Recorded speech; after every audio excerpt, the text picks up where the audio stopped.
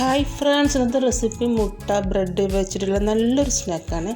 വളരെ എളുപ്പമാണ് ഉണ്ടാക്കാൻ, കഴിക്കാനാണെങ്കിൽ നല്ലൊരു ടേസ്റ്റാണ് കേട്ടോ. അപ്പോൾ എങ്ങനെയാണെന്ന് നോക്കാം. വീഡിയോ കണ്ടുകൊണ്ടിരിക്കുമ്പോൾ തന്നെ നിങ്ങൾക്ക് ഇഷ്ടമാണെങ്കിൽ ഒന്ന് ലൈക്ക് ചെയ്ത് സപ്പോർട്ട് ചെയ്യണേ.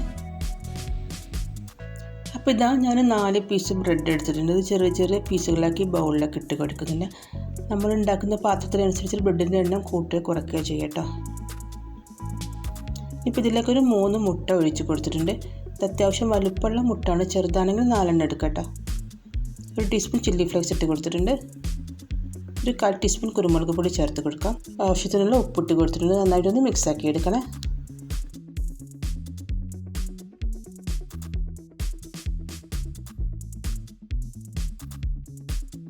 ഈ പാനിലേക്ക് 1 ടീസ്പൂൺ നെയ്യ് ഒഴിച്ച് കൊടുത്തിട്ടുണ്ട്. ഇതിലേക്ക് ഈ കൂട്ട് ഒഴിച്ച് കൊടുക്കട്ടോ. എല്ലാ ഭാഗത്തും സ്പ്രെഡായി കൊടുക്കട്ടെ. നിങ്ങൾക്ക് കുറച്ചൊരു കട്ടി കുറഞ്ഞിട്ടാണ് വേണ്ടതെങ്കിൽ കുറച്ചൊരു വലിയ പാത്രം എടുക്കട്ടെ. ഞാനിപ്പം കുറച്ചൊരു കട്ടി വേണ്ടത് കൊണ്ടാണ് ഈ ഒരു പാത്രം എടുത്തത്.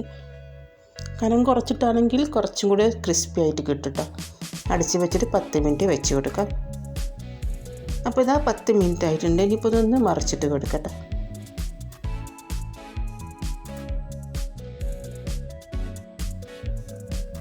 ഇതിൻ്റെ മേലെ കുറച്ചൊരു ടൊമാറ്റോ സോസ് ഒഴിച്ച് കൊടുത്തിട്ടുണ്ട്.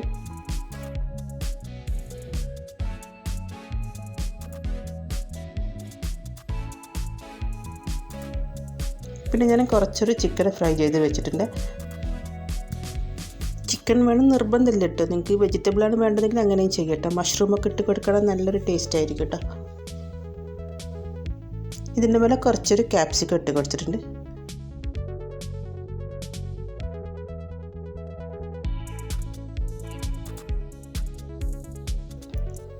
ഇതിൻ്റെ മേലെ കുറച്ചൊരു ചീസ് ഇട്ട് കൊടുത്തിട്ടുണ്ട്.